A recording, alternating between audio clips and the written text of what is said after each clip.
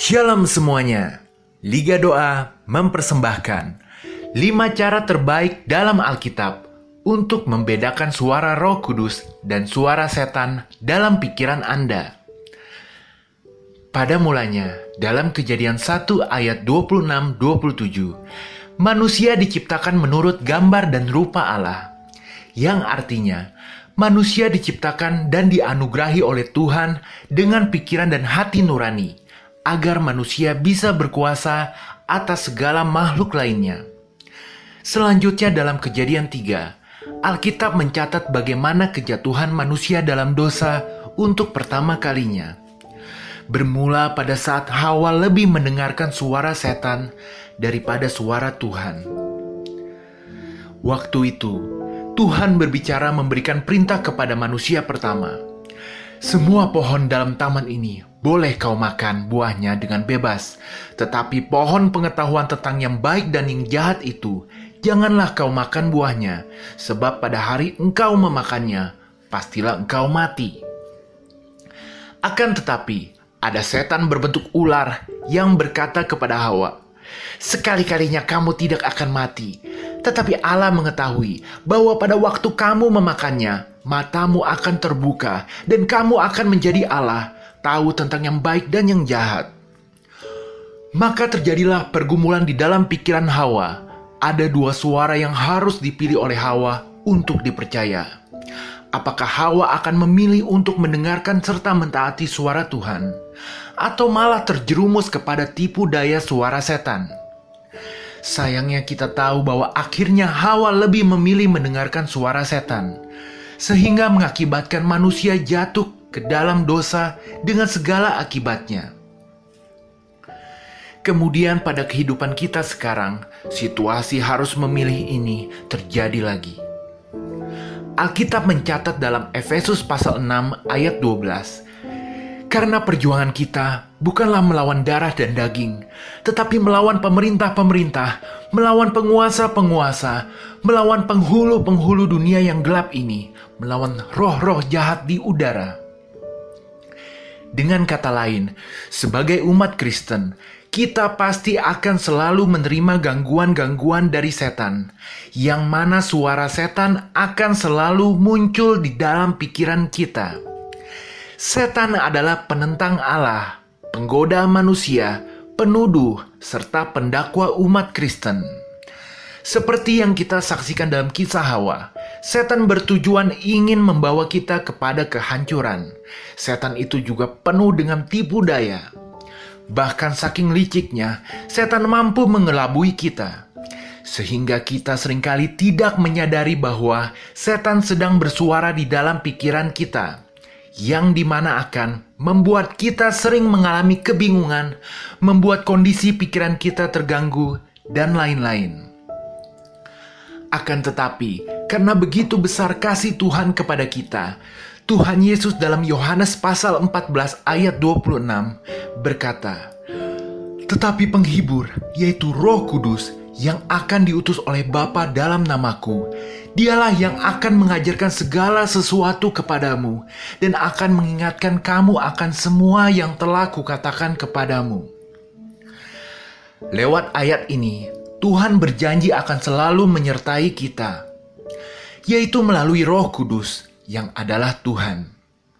Ketika kita menerima Roh Kudus, yaitu Roh kebenaran, kita akan terus diajar dan dibimbing oleh Roh Kudus lewat suara-suara di dalam pikiran kita, yang jika kita dengarkan dan mentaatinya akan membuat hidup kita berkenan di hadapan Tuhan, yang akan membawa kita ke dalam kehidupan yang berkemenangan sebagai anak Tuhan sejati yang dewasa rohaninya di dalam dunia ini. Amin. Jadi peperangan rohani terbesar mungkin akan terjadi di dalam pikiran kita. Di satu sisi ada suara Roh Kudus yang harus kita dengar dan taati. Dan di satu sisi ada suara setan yang harus kita tolak dalam nama Tuhan Yesus. Lalu bagaimanakah kita bisa mengenali perbedaan suara Roh Kudus dan suara setan? Berikut adalah 5 cara di dalam Alkitab yang dapat kita pahami untuk mengetahui perbedaan suara Roh Kudus dan suara setan yang bersuara di dalam pikiran kita. 1. Kita harus mengenal karakter Tuhan beserta jalannya. Dalam Yohanes 10 ayat 27, Tuhan Yesus berkata, "Domba-dombaku mendengarkan suaraku, dan aku mengenal mereka, dan mereka mengikut aku." Langkah pertama untuk mengetahui perbedaan suara Roh Kudus dan suara setan adalah dengan mempelajari karakter Tuhan lewat Alkitab. Dengan rutin membaca Alkitab, kita lama-kelamaan akan mengenal karakter Tuhan beserta jalannya. Bahkan lewat Alkitab, kita pun dapat mengenal karakter setan juga. Ketika kita sudah memahami bagaimana karakter Tuhan dan karakter setan, kita akan mampu mengenali suara-suara yang muncul dari pikiran kita. Apakah itu Roh Kudus yang sedang berbicara atau iblis yang sedang bersuara? Dari situ kita harus memilih untuk mendengarkan suara Roh Kudus dan segera mengusir suara setan. Ketika kita membaca Alkitab, kita harus sambil menghayatinya. Kalau perlu, kita bisa membacanya sambil bersuara pelan agar kita lebih menghayatinya. Kalau kita sungguh-sungguh dalam membaca Alkitab, kita akan mendapati bahwa karakter Tuhan itu luar biasa baik, penuh kasih karunia, tidak pernah meninggalkan kita karena kasih setianya kekal, penuh belas kasihan, pemberi sukacita, gunung batu perlindungan kita, bahkan kasih-Nya kepada kita sungguh luar biasa karena Tuhan Yesus mati bagi kita untuk menebus segala dosa kita, dan kita akan terus menemukan karakter Tuhan lainnya. Sedangkan karakter setan berlawanan dengan karakter Tuhan. 2. Memahami bahwa iblis mendakwa kita, sedangkan Roh Kudus itu menegur. Wahyu 12 ayat 10 tertulis, "Dan aku mendengar suara yang nyaring di sorga berkata, 'Sekarang telah tiba keselamatan dan kuasa dan pemerintahan Allah kita dan kekuasaan Dia yang diurapinya, karena telah dilemparkan ke bawah pendakwa saudara-saudara kita yang mendakwa mereka siang dan malam di hadapan Allah kita.'" Dalam ayat ini jelas bahwa setan selalu mendakwa kita siang dan malam melalui pikiran kita. Setan disebut pendakwa saudara-saudara kita. Suara setan selalu menuduh untuk menghancurkan mental kita. Tuduhan iblis jelas berbeda dengan teguran dari Roh Kudus. Untuk membedakannya, kita harus memahami bahwa Roh Kudus akan selalu mengingatkan kesalahan kita secara spesifik. Misal kita tadi telah meresponi orang dengan kemarahan, atau kita tadi telah mengeluarkan sikap sombong, dan lain-lain. Sedangkan suara setan akan mendakwa kita serta langsung menghakimi kita secara penuh. Contohnya seperti suara-suara setan yang berkata, "Kamu tidak berguna, kamu sudah hancur. Tuhan tidak sayang sama kamu. Kamu terlalu banyak kesalahan sehingga Tuhan tidak lagi mengasihi kamu." Mengungkit-ungkit dosa masa lalu, dan lain-lain. Jadi Anda harus segera langsung mengusir suara setan yang sedang menghakimi Anda. Karena dalam Roma 8 ayat 1 tertulis, "Demikianlah sekarang tidak ada penghukuman bagi mereka yang ada di dalam Kristus Yesus." Yang artinya, Tuhan selalu memberikan kepada kita kesempatan untuk bertobat di dalam nama Tuhan Yesus. Dosa kita akan diampuni, dan hidup kita memberikan Anda roh ketakutan. Dalam 2 Timotius 1 ayat 7 tertulis, "Sebab Allah memberikan kepada kita bukan roh ketakutan, melainkan roh yang membangkitkan kekuatan, kasih, dan ketertiban." Dengan berbagai cara licik, setan selalu berusaha membuat Anda mau menerima roh ketakutan di dalam pikiran Anda. Ketika pikiran Anda dikuasai oleh ketakutan, maka Anda akan jatuh dalam keputusasaan. Bahkan setan dapat membuat Anda depresi.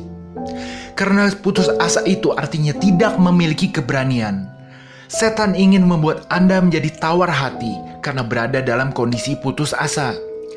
Lama-kelamaan, rasa putus asa dapat berubah menjadi depresi, yaitu perasaan tanpa harapan lagi. yang membuat hidup kita dipenuhi oleh kesedihan dan patah semangat. Jadi, jangan biarkan Anda mau ditipu oleh setan. Jangan dengarkan suara setan yang ingin membuat Anda takut dan tidak berani bertindak. Tetapi, dengarkanlah suara Roh Kudus yang selalu memberikan kita kekuatan, semangat, dan keberanian. Ingat betul-betul kebenaran dari Yosua 1 pasal 9 yang tertulis. Bukankah telah kuperintahkan kepadamu, kuatkan dan teguhkanlah hatimu. Janganlah kecut dan tawar hati, sebab Tuhan Allahmu menyertai engkau kemanapun engkau pergi. Amin. 4. Menggoda manusia untuk berbuat dosa.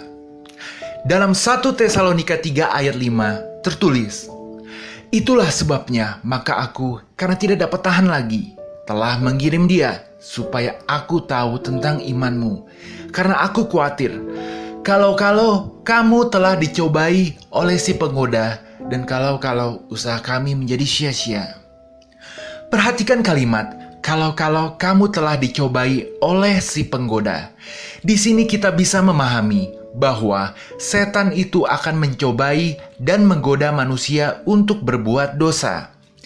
Lewat suara-suara di dalam pikiran kita, setan akan mendorong kita untuk berbuat dosa. Selain godaan untuk berbuat jahat yang tampak di depan mata seperti mencuri, godaan seksual, dan lain-lain, setan juga sering memasukkan ke dalam pikiran Anda suara yang akan membangkitkan rasa dengki, rasa cemburu, rasa curiga, tidak mau mengampuni, kemarahan, kebencian, penghakiman, iri hati, keegoisan, kesombongan, dan hal-hal negatif dalam pikiran lainnya.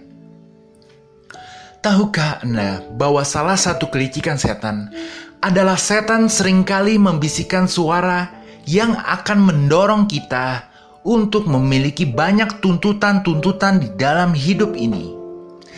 Karena semakin banyak seseorang memiliki tuntutan di dalam hidup ini, semakin sering ia merasa dirugikan atau disakiti. Oleh karena itu, kita harus segera mengenali semuanya ini sebagai suara setan, dan kita harus segera mengenyahkannya keluar dari pikiran kita. Kita yang telah menerima Roh Kudus harus meminta kepada Tuhan untuk menyelidiki isi pikiran kita dan mendengarkan apa yang akan disingkapkan oleh Roh Kudus kepada kita, seperti nasihat-nasihat yang akan membuat kita damai sejahtera. Janji-janji Tuhan yang mendatangkan kekuatan serta pengharapan dan perkara-perkara baik yang menguatkan iman lainnya. Dan lagi, kita harus menyadari bahwa semua yang ada di dunia ini adalah milik Tuhan. Bahkan waktu yang kita jalani di dalam hidup ini pun ada di tangan Tuhan. Semua yang kita miliki di dunia ini adalah kasih karunia pemberian dari Tuhan. Jadi lebih baik kita menyerahkan segala tuntutan kita dan berserah diri kepada Tuhan, agar kita tidak masuk dalam tipu daya iblis yang akan membuat kita hancur. Ingat bahwa Tuhan itu maha baik dan akan memberikan kepada kita apa yang terbaik untuk kita pada waktunya. Amin. Anda meragukan firman Tuhan, yang akan membuat Anda menjadi tidak tertarik lagi tentang firman Tuhan. Dengan liciknya, setan bisa bersuara bahwa lebih baik memperhatikan kehidupan yang tampak di depan mata, seperti masalah-masalah yang sedang dihadapi atau kenyataan yang tampak di depan mata, sehingga membuat kita beranggapan bahwa hal-hal rohani hanyalah hayalan belaka. Lebih baik memperhatikan kenyataan yang ada di depan mata. Setan juga dengan penuh tipu daya akan memberikan kita suara bahwa kita sudah mengetahui tentang segala sesuatu yang ada di dalam Alkitab. Lama-lama ini akan menjadi suatu kebiasaan, sehingga membuat kita menjadi lupa dengan kebenaran firman Tuhan dan akhirnya mengikuti kemauan iblis untuk hidup menjadi manusia duniawi yang penuh dengan kegagalan. Sedangkan Roh Kudus akan bersuara kepada kita untuk segera mencari kebenaran firman Tuhan. yang akan membuat kita melangkah dengan benar. Misalnya ketika Roh Kudus sedang mengingatkan Anda untuk mencari kebenaran tentang sia-sianya hidup dengan membaca kitab Pengkhotbah. Ada suara setan yang muncul dalam pikiran Anda untuk menundanya dengan membisikkan bahwa, sudah saatnya makan siang. Nanti saja setelah makan siang baru membacanya. Lalu ketika Anda menuruti suara setan itu, setan akan lagi berusaha memberikan suara agar Anda menunda-nunda lagi. Sehingga lama-kelamaan Anda akan lupa bahwa tadi Roh Kudus sedang mendorong Anda untuk membaca kitab Pengkhotbah. Kita harus memahami bahwa segala keberhasilan dalam hidup dimulai dari mencari kerajaan Allah, seperti yang Tuhan Yesus katakan dalam Matius 6 ayat 33. Tetapi carilah dahulu kerajaan Allah dan kebenarannya, maka semuanya itu akan ditambahkan kepadamu. Jadi, segera enyahkan suara-suara iblis itu dan mendengarkan hanya suara yang dari Roh Kudus. Amin. Sebagai penutup, dalam Titus 1 ayat 15 tertulis, bagi orang suci semuanya suci, tetapi bagi orang najis dan bagi orang tidak beriman suatu pun tidak ada yang suci, karena baik akal maupun suara hati mereka najis. Ini artinya ada dua macam manusia, yaitu orang suci dan orang najis. Ketika kita lebih banyak mendengarkan suara setan dan menjalaninya, maka hati nurani kita lama-kelamaan akan menjadi rusak, dan kita akan menjadi manusia najis alias fasik. Sedangkan kalau kita lebih memilih untuk mendengarkan suara Roh Kudus, hati nurani kita lama-kelamaan akan menjadi bersih, dan kita akan menjadi orang suci alias benar. Lebih baik kita memilih untuk mendengarkan hanya suara Roh Kudus serta mengenyahkan suara setan, agar kita mengalami banyak kemenangan di dalam hidup sebagai orang benar. Karena begitu banyak janji berkat luar biasa yang akan Tuhan sediakan untuk